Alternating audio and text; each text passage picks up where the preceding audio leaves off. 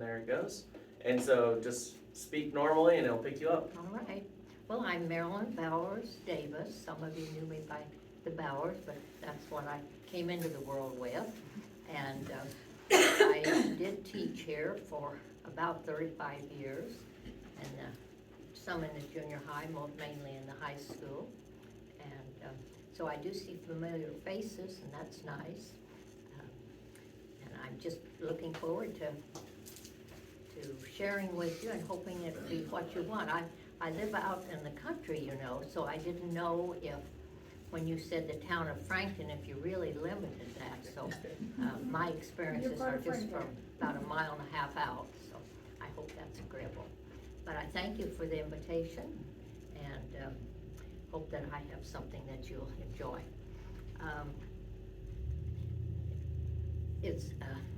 We say that Martha Stewart always said it's a good thing, so I hope that's the way that this turns out. I'm going to a little bit so I can see it better. My father was born in a log cabin on 300 West and just north of 128, most of that mile. And then the family later built their new home and barn, and it's still there. It's kind of hidden by a lot of evergreen trees, but there is the same barn and home that my grandparents built. I was never able to meet them. I hadn't been ordered yet, so that just didn't work. But then my father, when he was married, he built, he made a home where our home place is, now where my home place is, and the barn that you see that's really falling down now. It's seen its day, and you'll recognize that when you go by. But the reason I wanted to tell you about that was that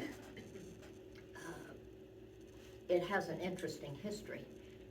The house started with 4 rooms that was moved from over south of 700 North on a road that isn't there anymore. It's never been there in my time that I could remember. The road has long since disappeared. So there was a half-mile road in there, and I don't know if any of you are aware of that. And that was between 300 West and 400 West. It would have been a half-mile road.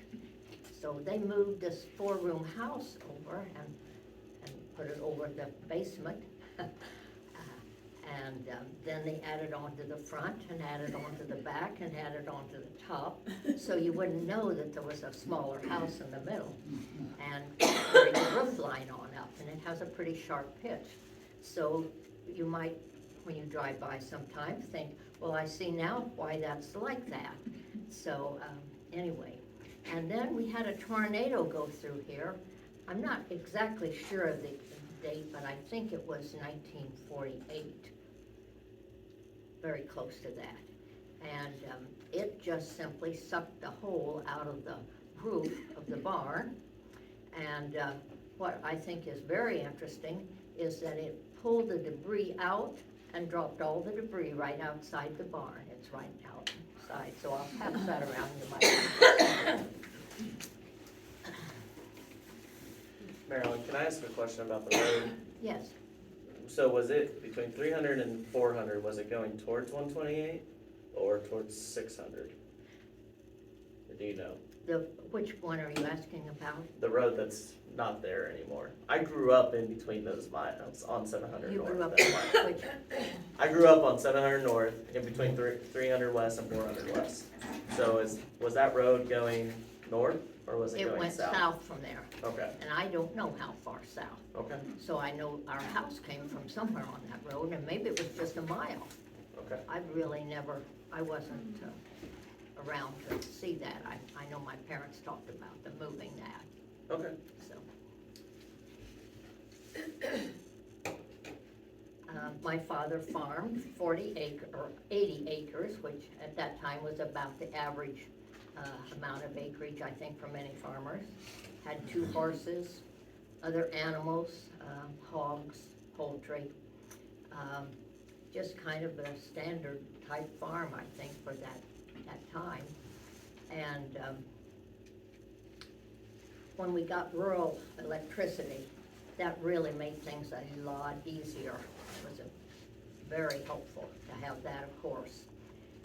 We had an electric cook stove. Our stove had caused a fire, and the kitchen was no longer, anything we wanted. So we had to get one. We were very fearful whether you really wanted to be cooking on electricity. And people would think, well, if you set a metal pan on the stove and you're touching it, are you going to be electrocuted? And they had a home economist, I like that term, home economist that worked for them. And she demonstrated for us, and people, we were, I think, one of the first around to have an electric stove. We just needed one so badly, something, so you have to buy what's on the market. And when we did buy it, that home economist set the time and came out and prepared a wonderful meal for us to show us how to use the stove. Now, I had to buy a new stovetop in the last year, and no one showed me how, and I'm still trying to get used to it. So it must have been a lot easier. We didn't have many electrical things in the house, of course, or outlets. We had a sweeper, I think, which was given as on a gift day. So that would beat a broom a lot to sweep carpets with. And we also used our sweeper as an alarm clock. In this farmhouse, one bedroom opened up into the kitchen. From the kitchen, you could go into that bedroom. So when we had something extremely important that we needed to get up early for, like my brother or myself going on a senior class trip, and you had to be down there early and you didn't dare miss, So my dad would take that sweeper in there and plug it into the stove, and the stove had a timer. Oh. So the sweeper would come on, sitting on the linoleum, and it really made a lot of noise. So we used it also as an alarm clock. I doubt if anyone else did that. When they first told us that they'd be hooking up the electricity, and everything was ready in a certain day, we didn't know the hour. My mother happened to be in the middle of the house there, sweeping with a broom, sweeping carpet. But I had a little child's desk, a little girl's desk, and it had a little lamp that had been sent to us from our cousins in Detroit. And it just had a push-through switch to turn it on or off, and you wouldn't know whether it was on or off. So when they hooked up electricity, all at once that light came on right by my mother. And she screamed, it just scared her so badly. So just a lot of little things like that. We didn't have many outlets in the rooms, didn't need many, didn't know we did. There'd been a lot added, I guarantee you, but we didn't have many put in. Then it wasn't long until we had a console radio, floor model. Now, I don't know why we ever did this, or whether other families did this, but after the evening meal or whatever, we would gather as a family and sit in a semicircle up close to the radio. I don't know why we had to sit close to it. That's just where we gathered, just gather in a little semicircle and sat there and listen to Lowell Thomas with the evening news. And I think afterwards, why didn't we just go off in some other corner of the room? But that was pretty special to have that radio. And then pretty soon we had an electric corn popper. And don't you know, we popped corn right in there on the dining room table where we could be close to our video. We had to be sure we heard it. So that was kind of the story of our getting hooked up on electricity. Another thing that I think was really important, and we were so grateful for it, how families checked on each other. Neighbors cared about each other a lot. You didn't have other safeguards and things, and I know on a winter morning they'd say, well, so-and-so, they've got the smoke, they're up, and the smoke would be coming out of the chimney, and you'd kind of look around and see, make sure everybody looked like they were stirring and things were going well. And then if you needed help, like once when our house was on fire, the roof, you ring the dinner bell. Just ring it and ring it and ring it, and the neighbors started pouring in. And we fire out, so, if you had a need of any kind, any time of day that wasn't mealtime, you could ring a dinner bell and get somebody coming. And of course, you didn't do that very much.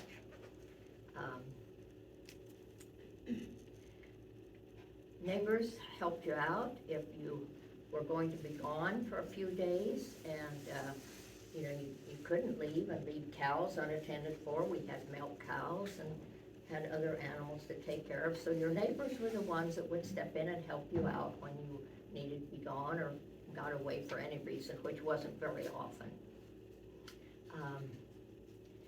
We had a long-handled pump, and my brother and my sister and I would go out in the washroom and pump water in the summer when we were hot onto our wrist because our blood was close here, and that was our cooling system to cool us down. So just found out different ways you could use things. Wintering day was a really big day, and a cold day always. And what I remember was that they didn't want me out there in the way, and that was the day my mother would let me sew on her sewing machine. And I could always sew on butchering day. They just wanted me out of the way, so what it was. So we canned a lot of meat, and you shared meat again with your neighbors. People didn't have didn't have freezers, they didn't have all this stuff early, and so it was always a time of sharing. And I thought when I was thinking about this for this eating, maybe that was one of our first convenience food. It was heat and eat. It was sealed in glass, and now it's sealed in plastic sometimes. So that was maybe a convenience food.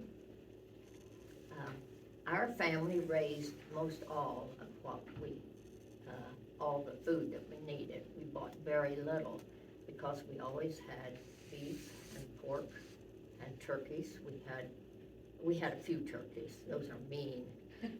We had poultry and an occasional rabbit, And this might sound a little scary, but we had close family members in very close relationship in the Detroit area. And in the really cold weather, if my father got a rabbit, he'd just bundle one up, wrap it up, and mail it to our cousins in Detroit, because it was going to be on a boxcar that carried the mail. There was no heat, and it would stay frozen until it was delivered. You hoped it did, and apparently it did. It worked. But I don't imagine many of you have ever gotten a rabbit in the mail, a fresh rabbit. Not lately. My mother canned not only meat, like most women probably, she canned all kinds of things, fruit, vegetables, made her own ketchup or jelly, just about anything. And for that reason, we didn't buy many groceries. We would buy rice and flour and, just some staples, sugar, certainly. I'm sure a few other things, but not a lot. Homework was done at the family table. We had a lamp on after dinner of an evening. We used that light, and I think it was called a mantle. Maybe some of you know more about it than I remember. But it had a little gauze-like cone-shaped thing in the center. And I believe that was called an Aladdin light, Aladdin lamp, and it was made, I think, in Alexandria. And you can still see the factory parts of it as you drive by out West Washington Street. So,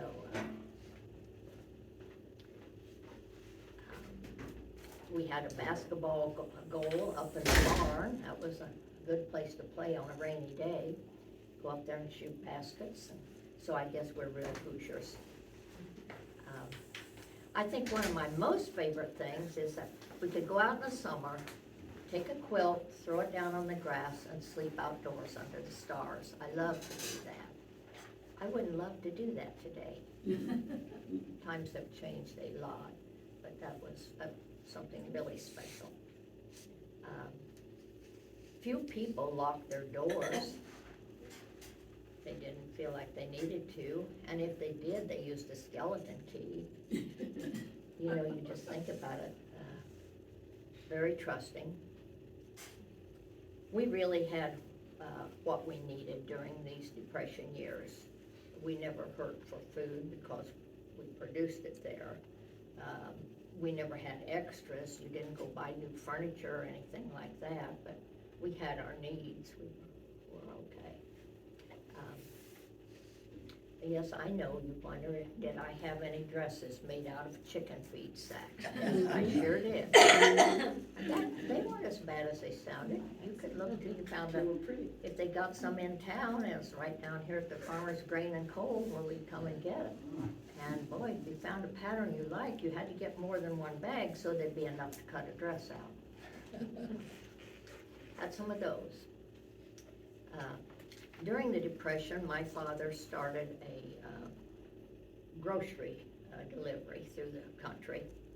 And he went over to Anderson, I think it's where, I don't remember the name of it, they're on on Meridian Street maybe, where the brewery is. There was a brewery right in there somewhere. I think that used to be a car agency place. But he went there and to buy a panel truck, and it was exactly like this, color and all. Oh, wow. I haven't changed the license plate on this one yet. It says Animal Crackers. I want to put 1928. That's the year year that he bought that. And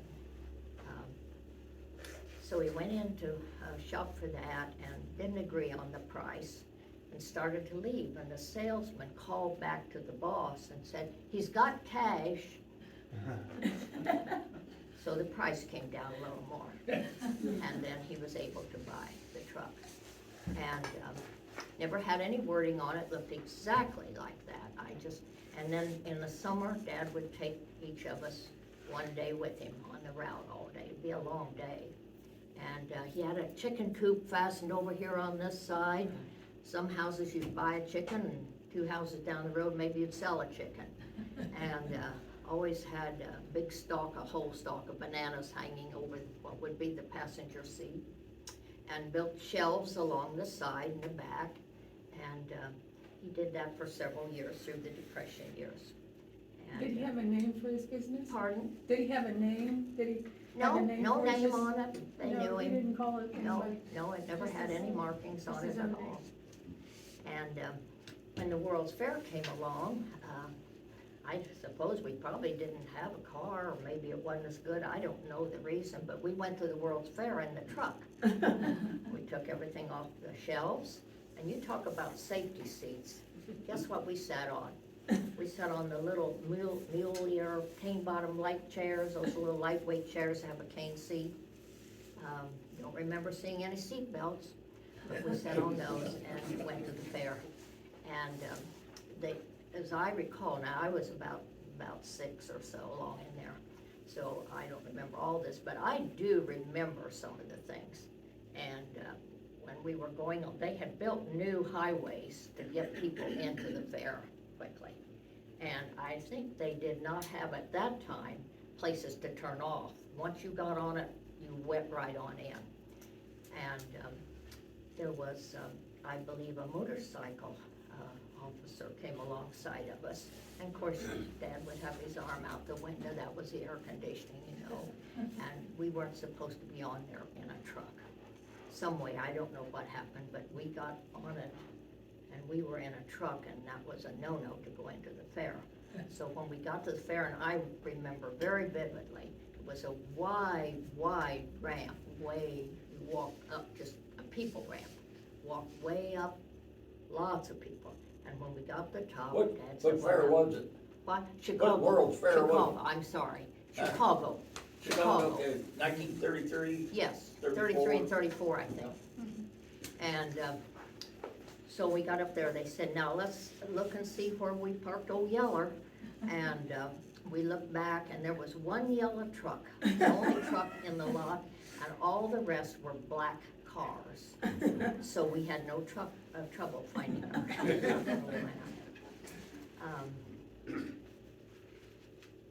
Well, let's see here. We probably,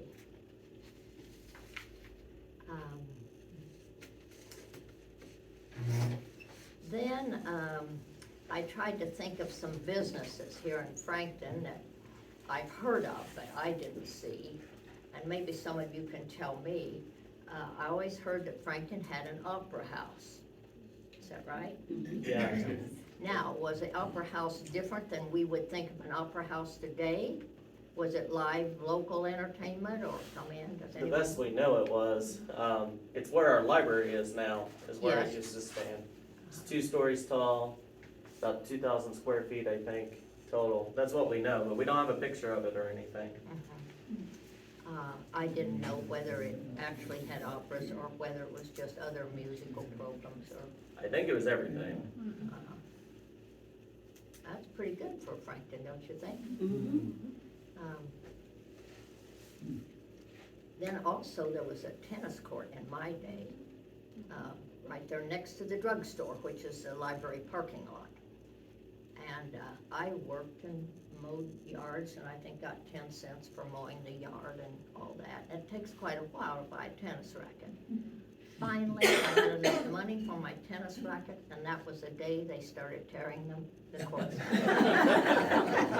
It really was. So that wasn't so good.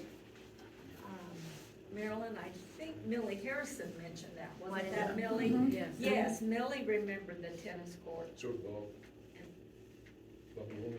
Who? Bob Morgan remembered Oh, yes, too. Bob Morgan mentioned it too. Yeah. Then the Wednesday night movies in Frankton, up on the hill where the fire barn is now, fire station. Wednesday night, we could go and have free movies, and the business people in town paid for those and made that possible, and they would run little ads, little clips, you know, we'd see those.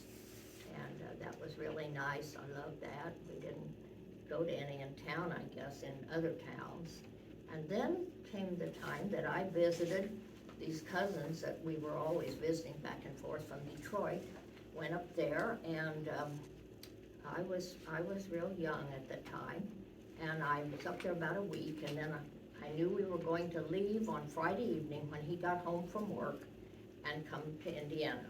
And there was a new baby in the house at the time, and there weren't automatic washers and all of that, so there was a lot of work to do. So while my cousin Marie was taking care of getting everything packed for the trip, she sent me off to the matinee with her neighbor lady friend.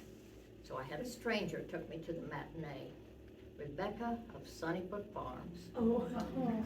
And I was watching, and all at once I looked up and I saw stars, and I knew they had gone without me because they were leaving at 4 o'clock.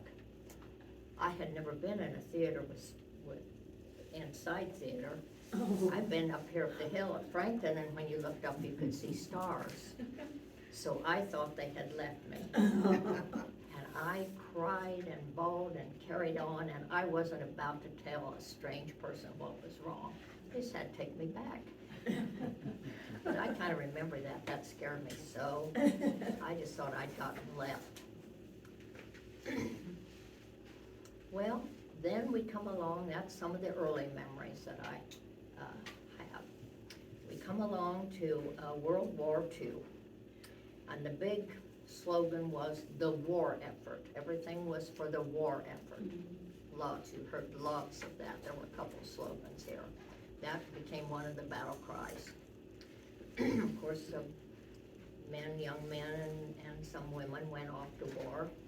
And about that time, older men went into the factories, and some women, a few, went into the factories, I think. Another slogan that was heard a lot at that time was make it do or do without. And there was a lot of doing without, because so many factories had started cranking out things for the war effort. And it was really, I remember myself wanting some new curlers. Ours had worn out. Well, they weren't making curlers, I want to tell you. Anything like that.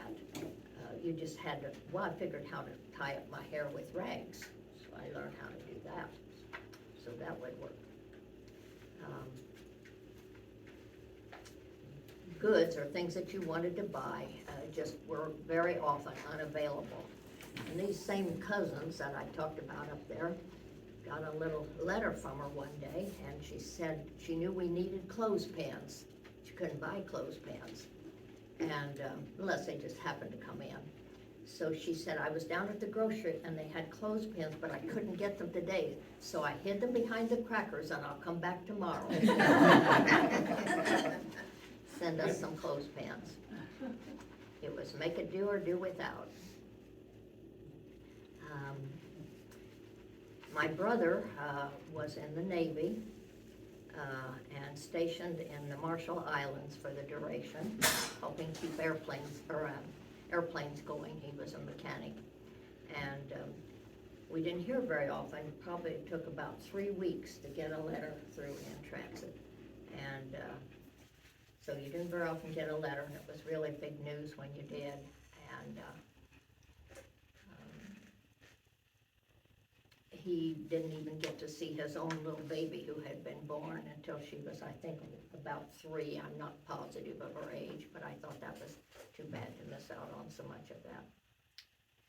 My father worked at the factory on evenings and rode with others here in town. The men usually carpool to save on the ration gas. And flags were displayed in windows. Every home that had someone in service had a flag in the window, and a gold star meant they had made the supreme sacrifice. Well, then we'll talk a little bit about the schools here, maybe. We usually had I don't know if it was a once a year visit or a twice a year visit. The county superintendent always came to visit school. You had to be on your best behavior, wanted things to look nice that day, and I kind of remember it was kind of, we didn't know quite what it meant, but we knew it was a county superintendent, so that was a yearly, I think it was a yearly visit. Another thing about school, when I was in high school, I wanted to take typing, and they had 12 typewriters. So I got up really early and I rode my bicycle, so I'd be the first one there. And I got to take typing. I pulled the same stunt when I was at Ball State, and I wanted a certain teacher for my practice teaching. And my friend and I went over to that ad building, and we were on the steps before daylight, and we got our assignment that we wanted. We didn't get the worm, we got the assignment. Now, I've got a picture I think you'll be interested in, and this was, I don't even like to say this term, but this was a picture with a domestic science class. Isn't that some term for home economics? They don't even call it that anymore. This was taken in 1916. I'm going to pass it around, and I'm just sure that some of you will know names of people that are in this, that were young in school. And this was in the building before the 1928 building. Then the building most of us remembered, that's now torn down, was built in 1928. And this picture was taken in 1916. And if you get a magnifier, I have, and you can read the calendar date that's hanging on the wall here. And the names on the back, some of these, one turned out to be, this was, I think, about a junior high age picture. One of these turned out to be my first grade teacher. So you'll see some names on here that I can reach here, I believe these are, so you'll meet again. Okay. I think you'd like to see that. And then this building we're talking about, now all I know is what I was told, and I can't remember now whether it was a 4 rooms downstairs and 4 up, or 2 down and 2 up. I think it was 4 rooms down and 4 rooms up, but I'm not positive about that. It had a central staircase, I was told.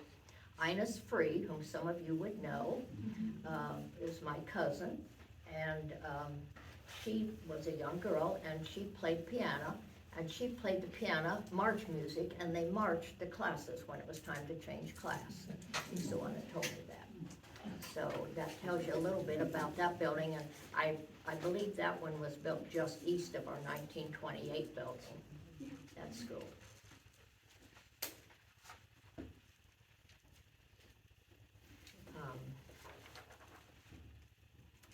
Then, let's talk about the 1928 school a little bit, since a lot of us have been in that one.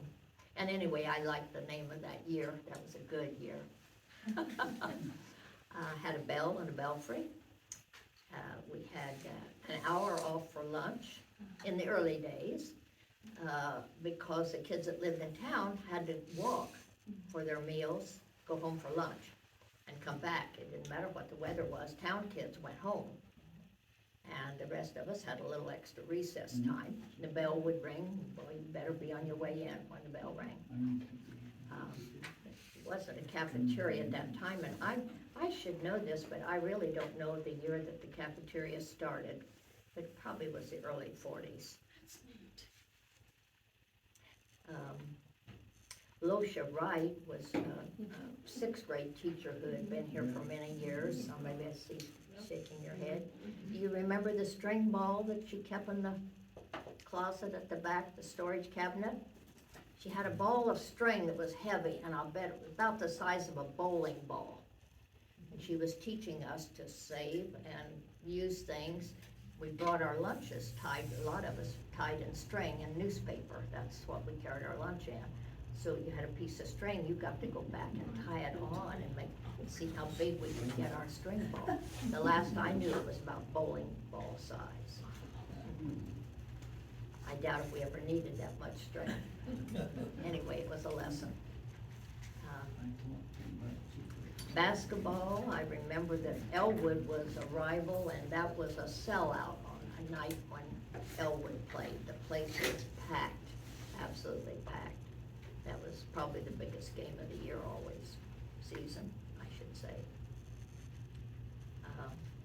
When I graduated from high school, I graduated in April. I can't remember the date. I could looked it up at home somewhere, but I'd had to dig around a little. But didn't go to the end of May. I went towards the latter part of April. And we started after Labor Day, of course. So, another thing that I remember very well, during winter months, winter snow season, we could take our sleds to school. And some of you remember the landings when you went in. There were steps everywhere in that building. You go in, and it wasn't a very spacious area, but we could stand our sleds, our steel runner sleds up there. And then whenever we had snow, we'd keep them there for a few weeks and then take them home. But that was fun to use out on the cinder hill that they had out back. Well, what did we play at recess? I remember shooting a lot of marbles. I liked that really well, and I think we played some tappy on the ice box. Doesn't that name sound a little bit old? I'm sure other games too, but those were things, and had playground equipment out there. I wanted to tell you, because I don't know if all of you would know about this. In the building I'm talking about, the 1928 building, on the lower floor, that half basement, there were 4 steps or so. Remember, off to one side, some of you give me a nod, remember those steps went up? That used to be the gymnasium. And the gymnasium was kind of like it was in a, well, I don't want to say it was in a pit, but the seats were built up higher. Up higher. It had a wall. When they played on the basketball floor, it was a wall here. And then up so high started the seating. And if you looked in the storage cupboards that were in that room, in that west room, and opened those doors, that was the seats. They were staggered like this, shelves. You would have thought they put shelves in or built them up. That was the seating for the gym. And then, you remember, they had storage that made that into 2 rooms, storage in the middle. If you went in that west room and looked in the storage cabinet, and I've seen it, you could see the center circle, painted on the flooring, the hardwood flooring. So that was the basketball court to begin with. And then they built, I don't know what year, they built on the gym that we all knew, I think, and connected it with that little tiny hallway to the school. So I thought it was interesting that you could go in there and dig around and find an old gym. So.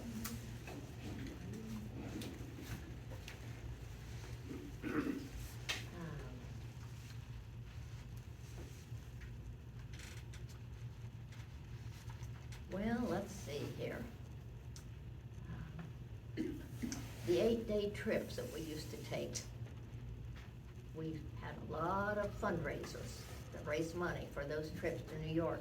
I know my brother went in 1939, and that also, I think, was the first yearbook that had come out at school. And then there wasn't, I don't believe, another one until 1946, which was after the war, and that was my class. So if there's some librarian out there trying to get the missing copies, they're not going to find any. There aren't any. It's just. Was it just the seniors? Pardon? Was it seniors?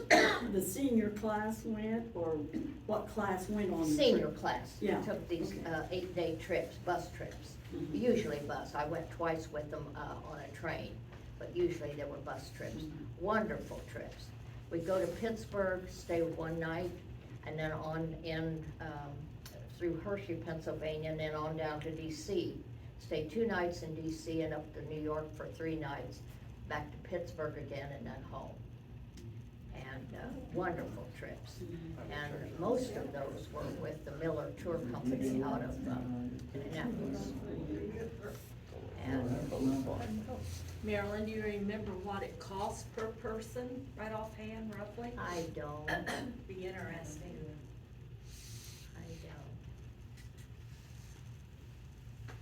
I wish I did. I went on, I of course went as a senior, and then by my teaching there, and I sponsored several classes, and so I went a good many times on those trips. And 2 years, we went by train. Let me think of that one here. I'm not sure I know the year of that.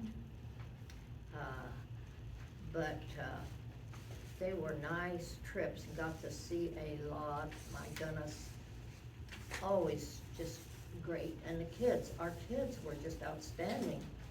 We always got compliments on our students' behavior and how they conducted themselves. Well, let's see here.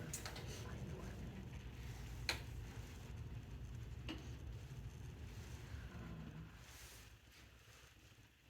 I think today there's so many scholarships for kids graduating, and they try for different ones.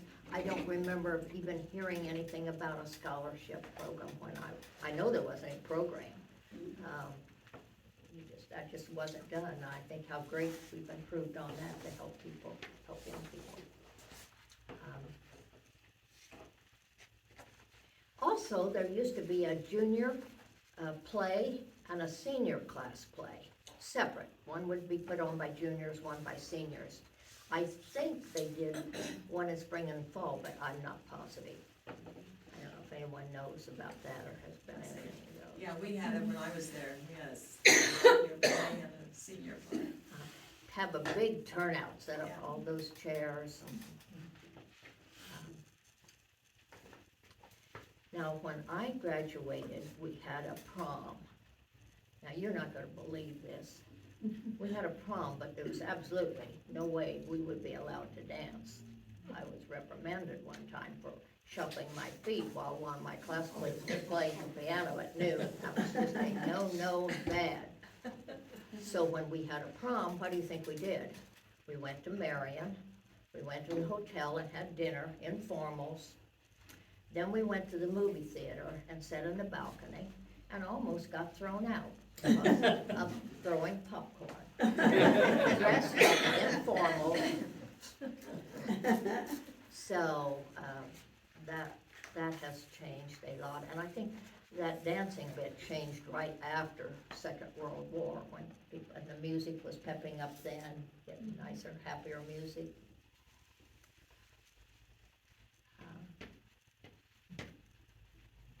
I was going to mention too a little bit about the school hack, it was called, the school hack, the school bus. We were near the end of we weren't very far from school, so the bus was pretty well loaded when it got to our house. They had down the center, big, I think they were leather seats, just a backrest and a seat, no armrest. And little kids, they tried to squeeze 3 on it, because you could brace yourself with your feet to keep, scoot back. But the younger ones sat on that, and then a narrow bench under the windows, the length of the bus. I didn't make it narrow enough, huh? Okay. And by the time they got to our house, the driver was always saying, push back, make room. And we'd have to get on and ride that way. So that was kind of different, and just kind of got a little more seating that way, I think. They just scrunched them up a little more. So,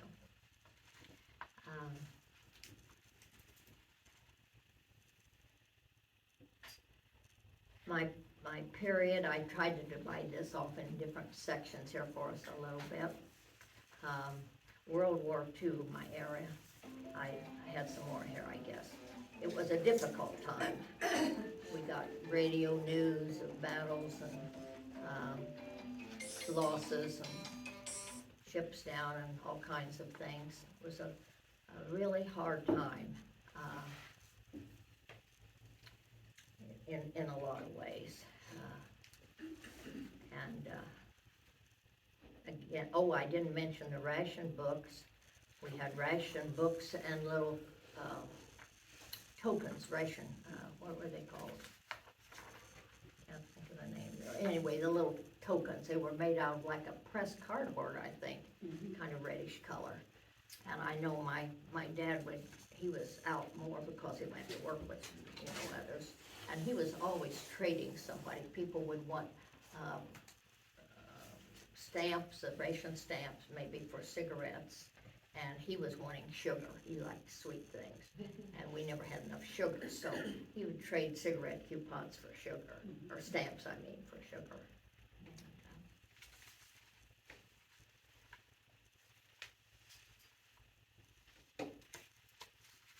Well, let's see what else we got here. We talked just a little bit about the post-war, and we were talking about the happier times, the music better. Economy picked up, jobs were available. Ward Bus Line started service between Elwood coming through Frankton. That helped people in Frankton, helped us a lot, helped me. I could ride into Frankton for 10 cents. And we had yellow flags and a holder, and you stuck it in that holder kind of at this angle, and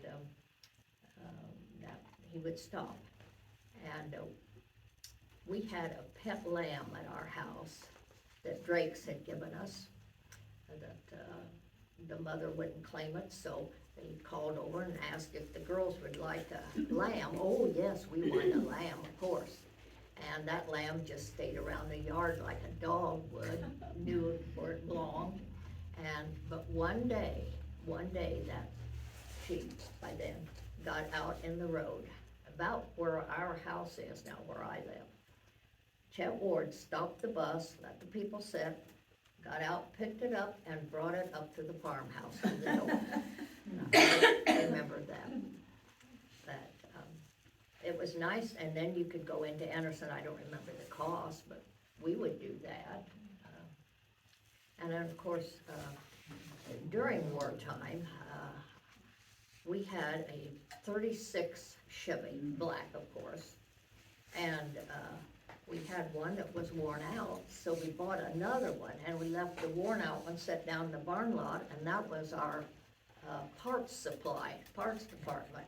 When we needed something, we just went down, took it off the car that was worn out, put it on the car we still had, and that's how we got through transportation, because you just couldn't, so many things you could not buy.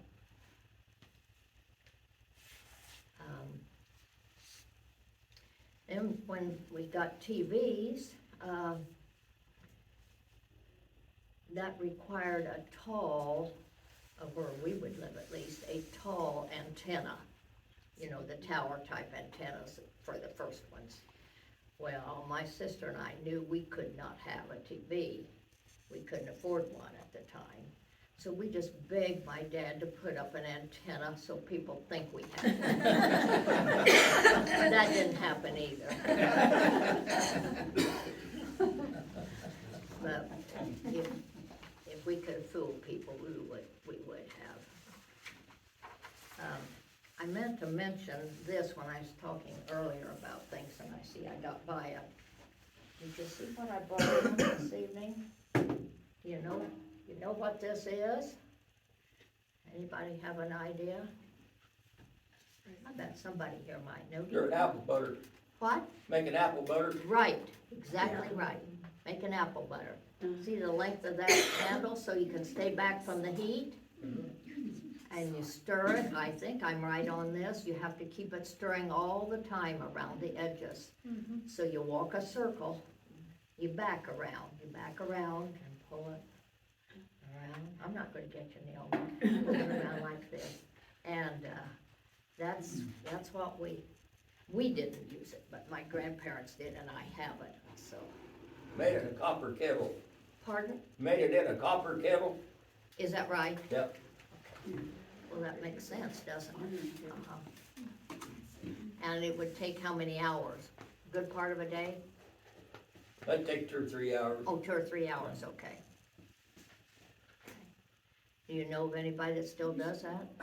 I think Jesse made it, didn't he? Yeah, we did it. Me and my students did it, what, 3 years ago now, 2 years ago now? Oh, really?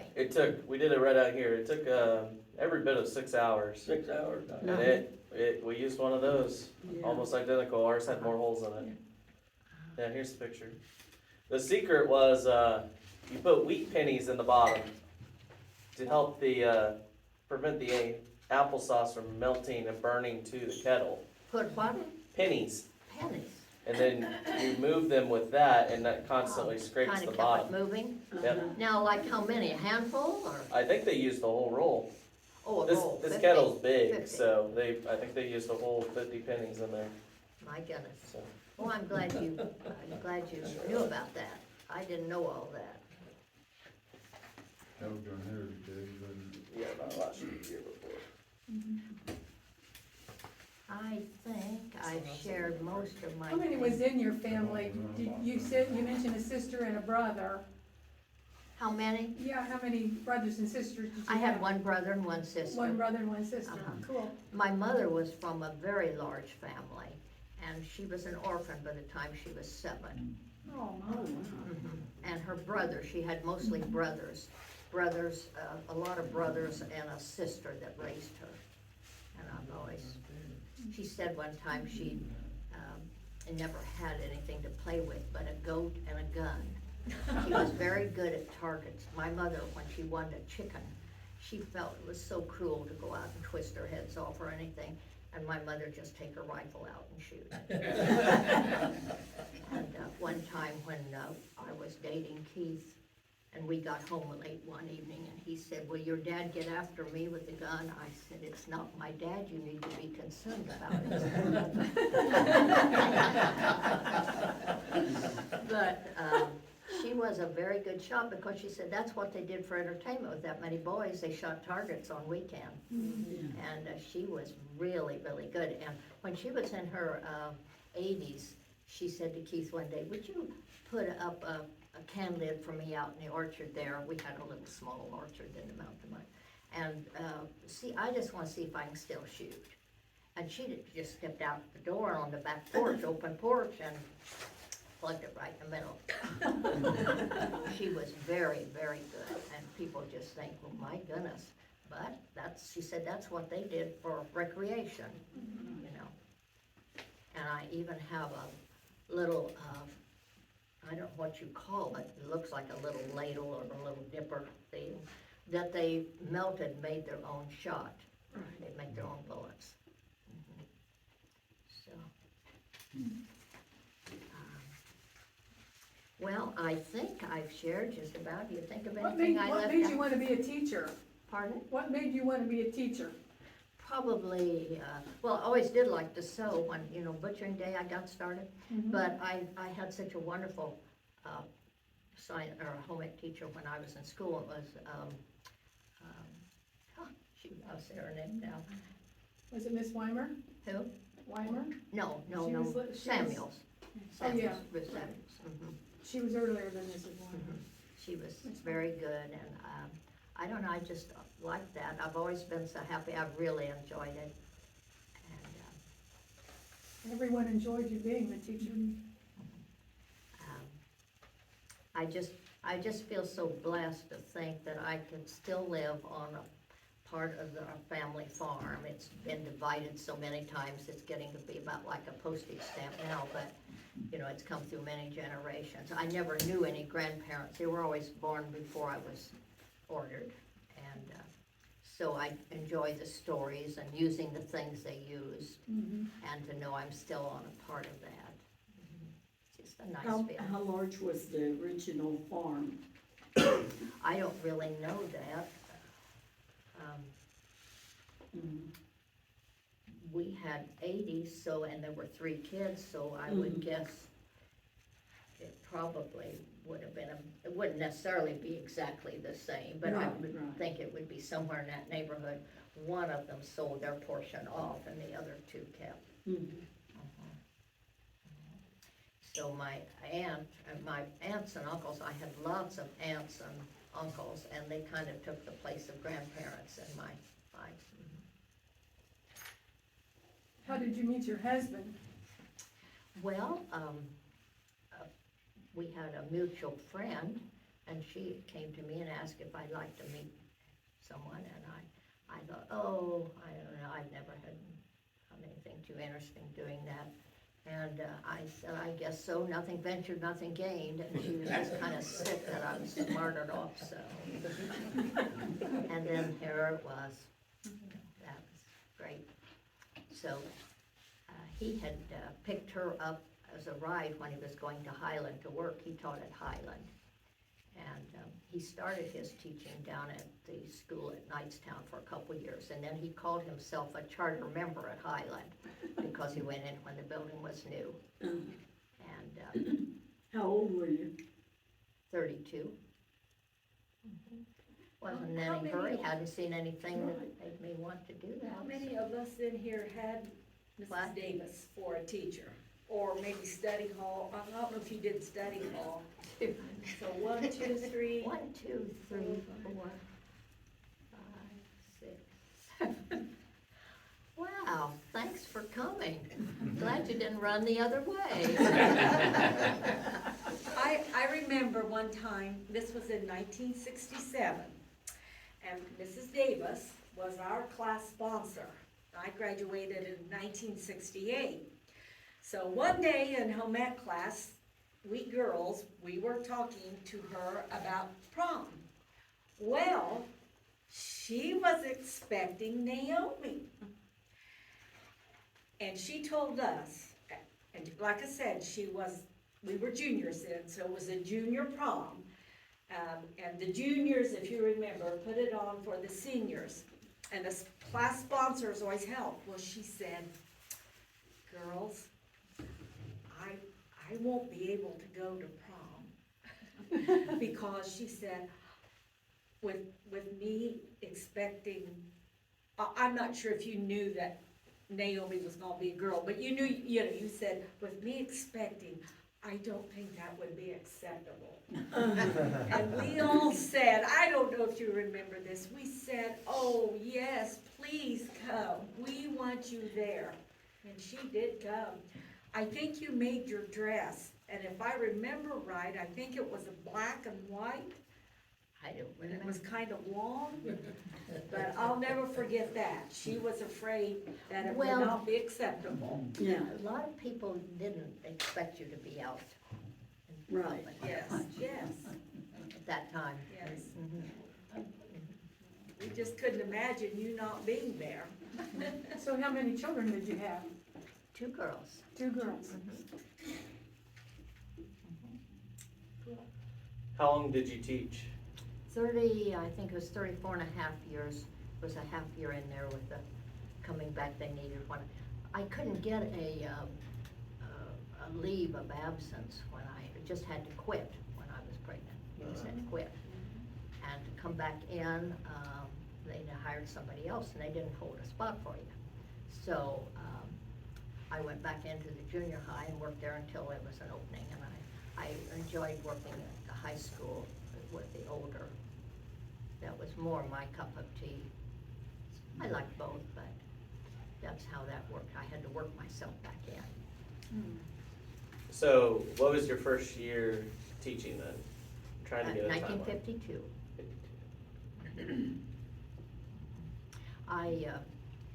I took a little longer than some people because I was earning my own money to go through college. I was usually working a couple of jobs at least, and I just had to stay out and work some more.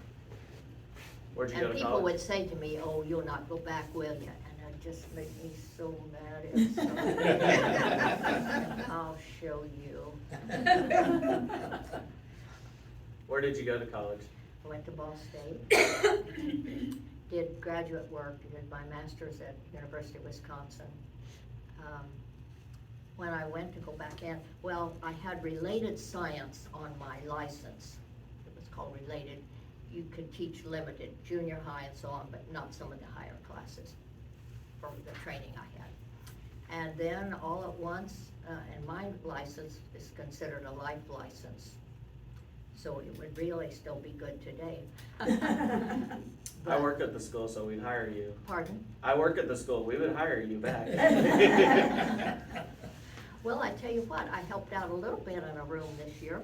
I just went yesterday to meet my pen pals that I've been writing to this year in a third grade class. Oh, how neat. They were reading a story last fall. I didn't know the teacher, but Naomi helps and works in that room some. And they were reading a story about, and it talked about pen pals. I'm gonna lay this down. I keep seeing this. When I try to look over there and see you, I'm looking right through this thing. Can we do that? They were reading a story that talked about pen pals, and they said, "What's a pen pal?" They didn't know. So they decided that I could be, work with the pen pals. And so I said, "Sure, I'd be glad to do that." They could write to me and I'd write to them. Well, one day I got about 3 letters in the mail. I thought, "Oh my soul, what have I got myself into? I'm gonna have to write 20-some letters." But it didn't work out like we thought, but it worked out okay.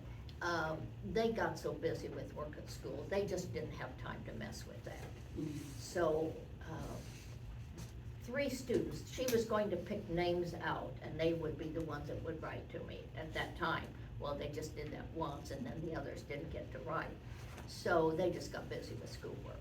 So at Christmas, they made me cards, piece of construction paper, and you could just tell what the teacher had said to them. Oh, you might ask her favorite color, and they wanted to know if they could ask how old I was. And the teacher said, "Well, you can ask, but you should say, if you don't want to say, it's all right." So almost every card had that in it. And I didn't care, so I told them. So those cards at Christmas then, that was the early one in the fall, the first one. Then Christmas came, and we hadn't been writing anymore. And I got a bundle of cards, 1 card from each student. Well, the teacher must have had other things she was doing because you could tell these were individual. I treasure those cards. Some are so completely decorated.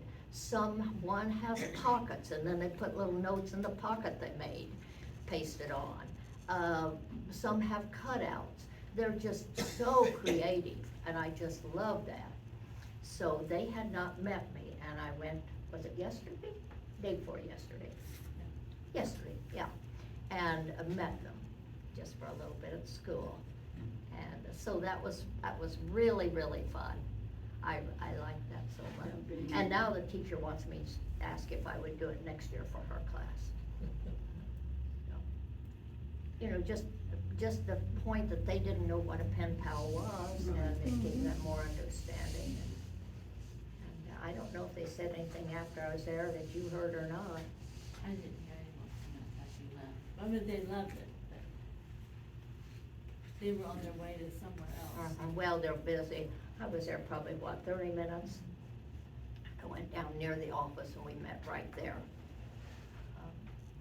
So that was fun for me too. I bet they were excited. They were. They'd have to hold up their hands and be called on when they asked questions, of me. Well, I feel like I've been so fortunate to be able to grow up and to get to stay on the farm where I've been blessed in so many ways and work in the community, and I couldn't ask to be anywhere else in the world that I like as well. I like Frankton. It's where I belong. The thing of it is, you don't realize exactly how many lives you have touched and how you have helped everyone in each generation I you've hope been in. so. I regret that I didn't, when I started teaching, I wish like anything, I'd have just had a notebook and had them either sign in or I write their names down, just to see how many thousands I've had. Because when every 45 minutes to 55, you're getting another student. And over that many years, and maybe 6, 7 periods a day. And when I started teaching, I not only taught, I also was manager of the school cafeteria. We were serving 500 a day average. And I also was a senior class sponsor, and we were making money and things for the trip. And I also had the 4-H program. I didn't have 100 in it at that time, but I did build that up to where I had over 100 students in the 4-H program. The kids that were coming from Red Corner School had trouble, sometimes transportation was an issue. So I went and asked if I could start a club up there. So they were kind of hurting our record, and by then your attendance and everything, and I wanted our records to be good.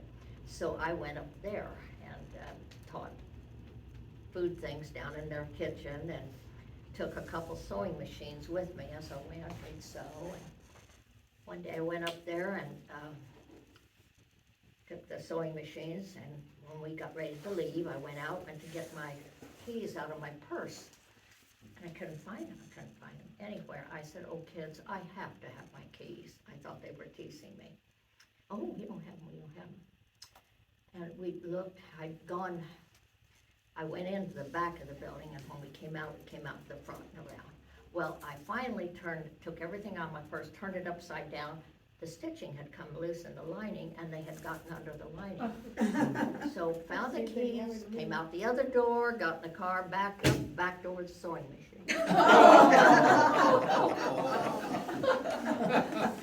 I never did report that because all it hurt was the case, the machine was. Those days. Oh dear. But I just enjoyed all of that, but it's a lot of things doing. What years were you at the junior high? Do you remember? Oh, well, probably after Miriam, We started about 76. 76, 70. 76, 77. What? 76, 77 at the junior high. My boss says 77, 77 or 76. You were only there 2 years? Well, I mean, that's when you started there. Oh.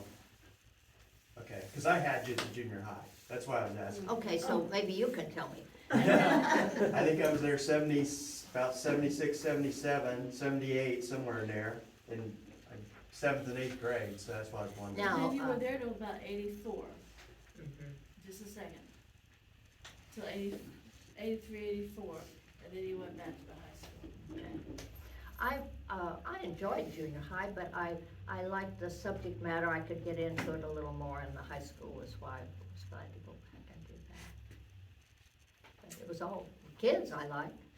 I have to tell you one of my fun little stories. Near the end, I was just was getting ready for retirement. And I had a group of girls gathered around me, and they wanted to know how old I was. I had never told how old because I figured that it'd be all over. They found out I was that old. Figured I didn't know anything.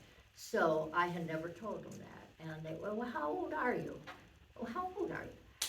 And one girl spoke up and she says, oh, she was born when the earth was still cooling.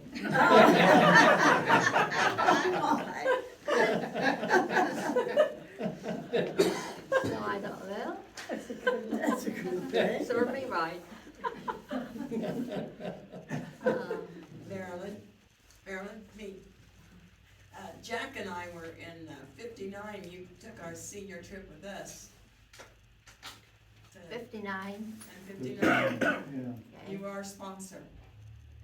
I sponsored several classes.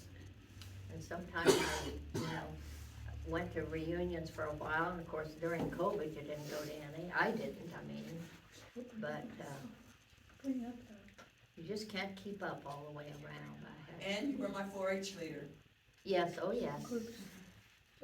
We had some good times, didn't we? Yes, we did. We had a class reunion, 59 class reunion, what year was it, the last year? When they tore the old school down. And we had it inside there, and we got to go around to all the rooms and see, now we took this here and took that. It was really interesting. And she showed us the, that circle on the old gym floor. I think you pointed it out Yeah, to I us. think, The gym floor too, yeah. I thought that was so interesting. It was. Not We very enjoyed often you it. find a gym hidden in a closet. Yeah. We did I that. don't know, did they see it or not? Huh? Did we see the circle? Yeah. I thought we followed her and she was telling us there it was. I thought it was a center, you could see part of it. And I Yeah. thought it was Okay. about in the middle of the rooms, why I assumed it was a center, but, That wasn't up on the stage, was it? pardon? Was that up on the stage? No, No, when the, down in the, when the down kids. in that middle dividing closet on the floor. Yeah. Yes, Yeah, that yes, was- Nancy. that was- I'm 61, and you were my class sponsor too, all 4 years. And you've been to a lot of our class Yes. reunions too, and we love that. Maybe I was born when the earth was still cool.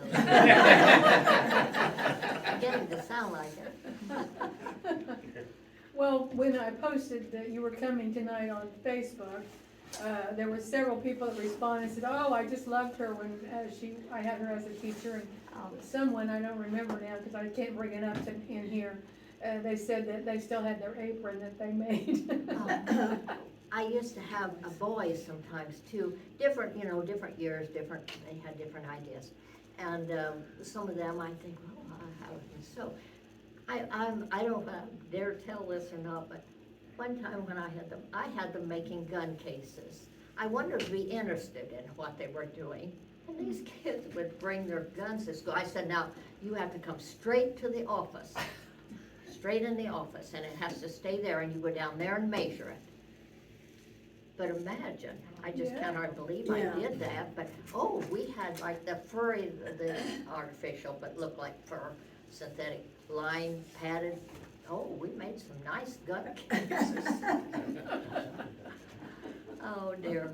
Well, there was Shorts often and, two sponsors. what? Oftentimes, there were two sponsors. Yes, And I yes. remember for our class, it was you and Ted Harbin, but There- then you couldn't come back, you didn't come back in 1968, because you had Naomi. Oh, okay. And, but, so for those 3 years, it was you and Mr. Harbin. Well, we've not always had two, a gentleman and a lady. Yes. Yeah, we had, Mr. Conklin with her, I believe, wasn't it? Yeah. I think Mr. so. Conklin and. He was a principal. Well, he was our, Class sponsor too? yeah, he was on the trip with us, wasn't he? Uh-huh. Kenneth. I think he was.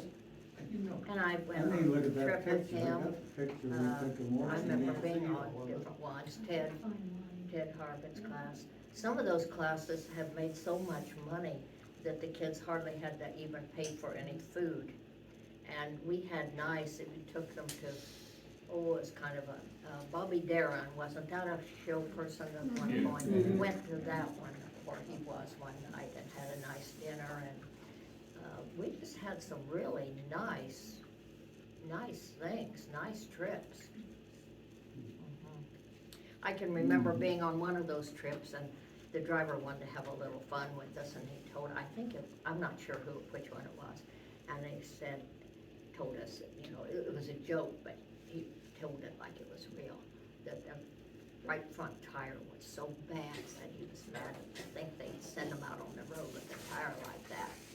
So we're just talking up front, well, that went all through the bus. When we stopped, the kids got off, they got off, went around and looked every right front tire.